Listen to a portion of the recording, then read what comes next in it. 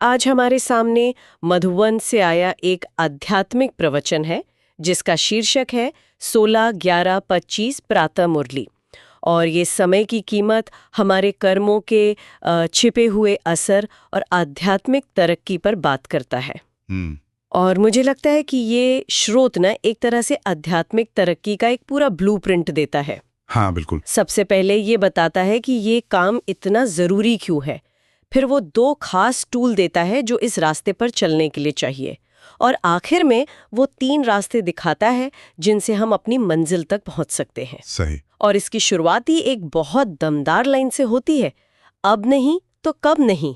तो चलिए इस पर थोड़ी गहराई से बात करते हैं। और यहाँ जो सबसे दिलचस्प बात है वो ये है कि इस समय को एक खास नाम दिया गया है। क्या? पुरुषोत्तम संगम युग। अच्छा। मतलब इस सामग्री के अनुसार ये कोई साधारण समय नहीं है। अच्छा। ये वो दौर है जब इंसान सिर्फ अगले कुछ सालों के लिए नहीं बल्कि अपने पूरे जीवन चक्र के लिए अपनी तकदीर लिख सकता है। मतलब दांव पे बहुत कुछ लगा है। ठीक है, तो यहीं से शुरू करते हैं। स्रोत में एक बहुत हैरान करने वाली बात कही गई है कि इस संगम युग का 1 सेकंड 1 साल के बराबर मूल्य रखता है।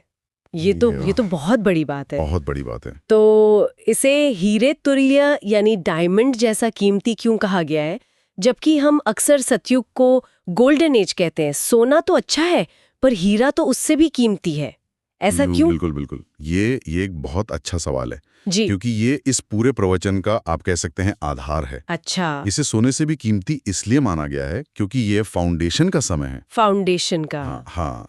गोल्डन एज यानी सतयुग तो उस इमारत की तरह है जिसमें आप रहते हैं, लेकिन ये संगम युग उस इमारत की नींव डालने का समय है। समझ गई। इस टेक्स्ट का एक मुख्य विचार है कि इसी समय परमात्मा के साथ सीधा मिलन, ज्ञान और सारे आध्यात्मिक खजाने मिलना संभव है। अच्छा। सोत विसरौत में कहा है कि इसी वक्त बहुत काल की बिछुड़ी हुई आत्माएं परमात्म मिलन, परमात्म प्यार, परमात्म नॉलेज के अधिकारी बनती हैं। मतलब आप भविष्य में जो बनेंगे उसकी पूरी कमाई इसी समय होती है। बिल्कुल। इसलिए ये गोल्डन एज से भी ज्यादा कीमती है। समझ गई। तो ये भविष्य के सुख का एक तरह से इन्वेस्टमेंट पीरियड है। हाँ बिल्कुल सही शब्द। और अगर दांव इतने ऊंचे हैं तो फिर तैयारी भी उतनी मजबूत चाहिए होगी, है ना? जाहिर सी बात है। स्रोत सिर्फ मेहनत करने के लिए नहीं कहता बल्कि तीव्र पुरुषार्थी बनने की बात करता है, यानी जो तेजी से आगे बढ़े। और इसके लिए 2 खास गुण या कहूं के टूल्स बताए गए हैं, नो मोहा और एवर रेडी। चलिए पहले नो मोहा को समझते हैं। इसका क्या मतलब है? नो मोहा का मतलब है मोह से मुक्त होना, और स्रोत साफ कहता है कि सबसे पहला मोह जिसे मुक्त होना है वो है देह भान, देह अभिमान का, यानी अपनी शारीरिक पहचान से अटैचमेंट। हाँ। और इसकी एक बहुत ही व्यावहारिक निशानी भी बताई गई है। क्या है वो? कि अगर आपके मन में व्यर्थ संकल्प चल रहे हैं, मतलब फालतू की बातें, चिंताएं या आपका समय बर्बाद हो रहा है, तो ये इस बात का संकेत है कि आप देह भान में हैं। 1 मिनट, ये देह भान आज के जमाने में कैसा दिखेगा? क्या इसका मतलब सोशल मीडिया पर अपनी इमेज को लेकर घंटों सोचते रहना है? हाँ बिल्कुल। या हर छोटी मोटी आलोचना से परेशान हो जाना? क्या स्रोत के हिसाब से ये भी व्यर्थ समय और संकल्प में गिना जाएगा? आपने इसे बिल्कुल सही संदर्भ में रखा है। आज के समय में देहभान का ये सबसे बड़ा उदाहरण है। अपनी पहचान को सिर्फ इस शरीर और इससे जुड़ी चीजों से जोड़ लेना। आप कैसे दिखते हैं, लोग आपके बारे में क्या सोचते हैं, आपकी सोशल प्रोफाइल कैसी है। अच्छा। जब हम इसमें फंसते हैं तो हमारी सारी ध्यान और ऊर्जा इसी में चली जाती है, और स्रोत के मुताबिक यही व्यर्थ संकल्प और समय की बर्बादी है। और यही हमें तीव्र पुरुषार्थी बनने से रोकती है। बिल्कुल। ठीक है, तो पहला टूल है अपनी पहचान के इस जाल से बाहर निकलना, और दूसरा टूल है एवर रेडी। ये शब्द सुनकर तो ऐसा लगता है जैसे किसी फौजी ट्रेनिंग की बात हो रही है। हाँ लेकिन आध्यात्मिक नजरिए से इसका क्या मतलब है?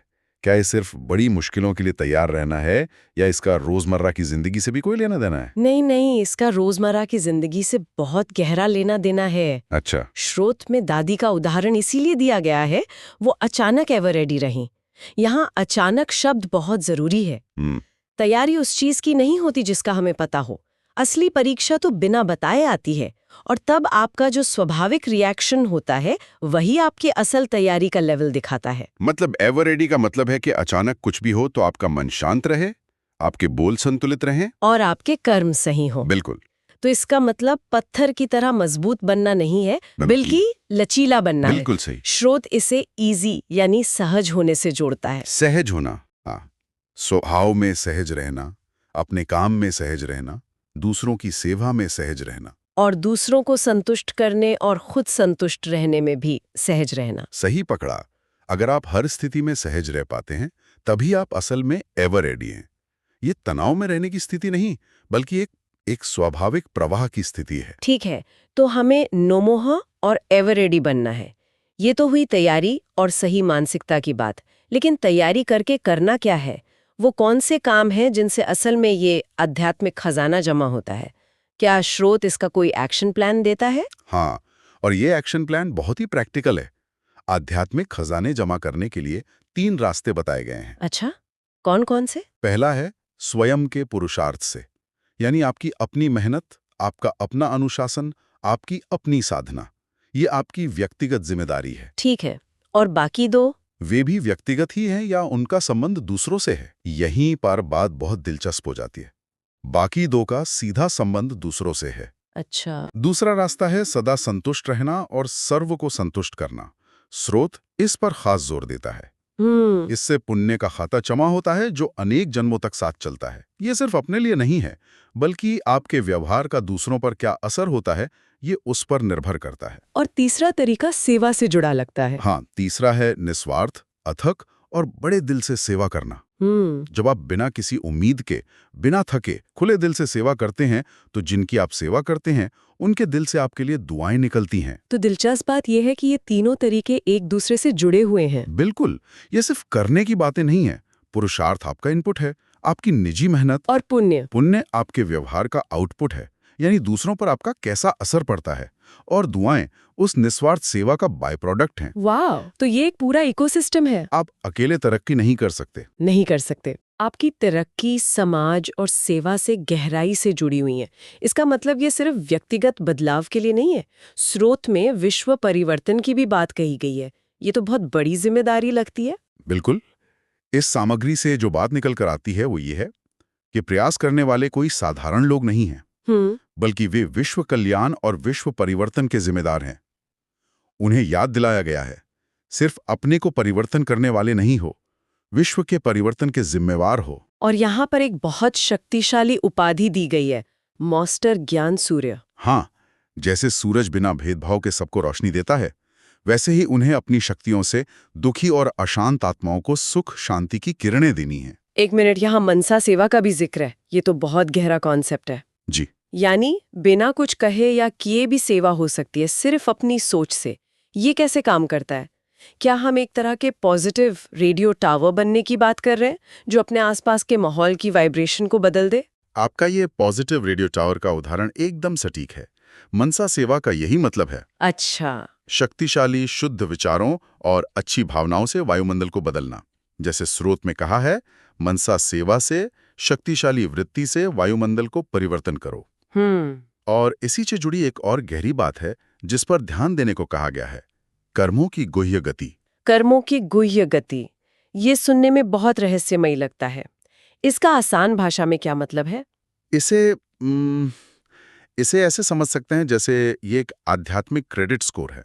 अच्छा, क्रेडिट स्कोर। हाँ, आपका हर छोटा बड़ा काम, हर सोच, हर बर्बाद किया हुआ मिनट, सब कुछ उस स्कोर में जुड़ या घट रहा है। और गुह्य गति का मतलब है कि ये सिस्टम बैकग्राउंड में हमेशा चल रहा है। हमेशा, भले ही हमें इसका तुरंत पता ना चले।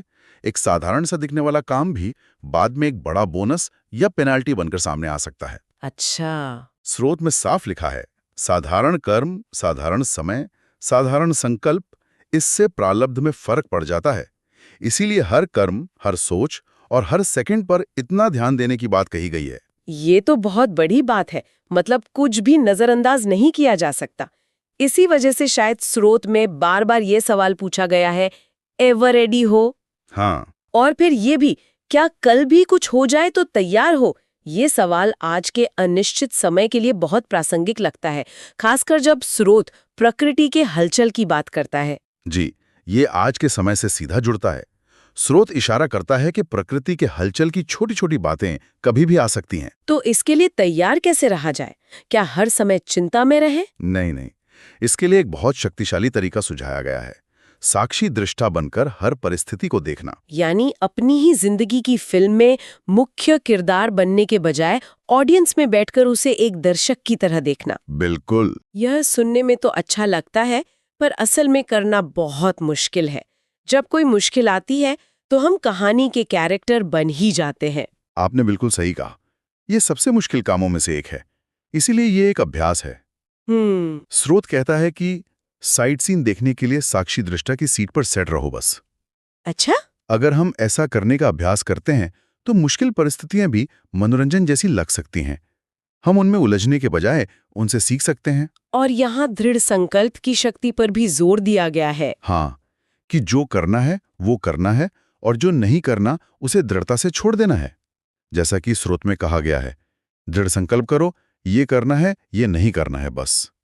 यह एक मानसिक स्पष्टता की स्थिति है। तो आज की इस गहरी चर्चा से जो ब्लूप्रिंट हमने समझा उसके मुख्य बिंदु है, सबसे पहले तो क्यों, यानी इस वर्तमान समय का असाधारण मूल्य, जहां एक सेकंड भी हीरे जैसा कीमती है। सही। फिर टूल्स, यानी मोह और देह अभिमान से मुक्त, नो मोहा बनना, और हर परिस्थिति के लिए सहजता से एवर रेडी रहना। और आखिर में एक्शन प्लान, यानी पुरुषार्थ, पुण्य और दुआओं के 3 तरीकों से अपना आध्यात्मिक बैंक बैलेंस बनाना। बिल्कुल। और ये सब सिर्फ अपने लिए नहीं, बल्कि अपने शक्तिशाली विचारों के जरिए दुनिया की सेवा करने की बड़ी जिम्मेदारी के साथ। बिल्कुल। और ये सब एक बहुत महत्वपूर्ण सवाल की तरफ ले जाता है। क्या सवाल? स्रोत के अंत में एक वरदान है, रियलिटी द्वारा हर कर्म व बोल में रॉयल्टी दिखलाने वाले फर्स्ट डिवीजन के अधिकारी भव। अच्छा। यहाँ रियलिटी का अर्थ अपने असली आत्मिक स्वरूप की याद बताया गया है। तो सोचने वाली बात यह है कि अपने हर रोजमर्रा के काम में, हर शब्द में ये असलियत और उससे पैदा होने वाली गरिमा यानी रॉयल्टी कैसे लाई जा सकती है।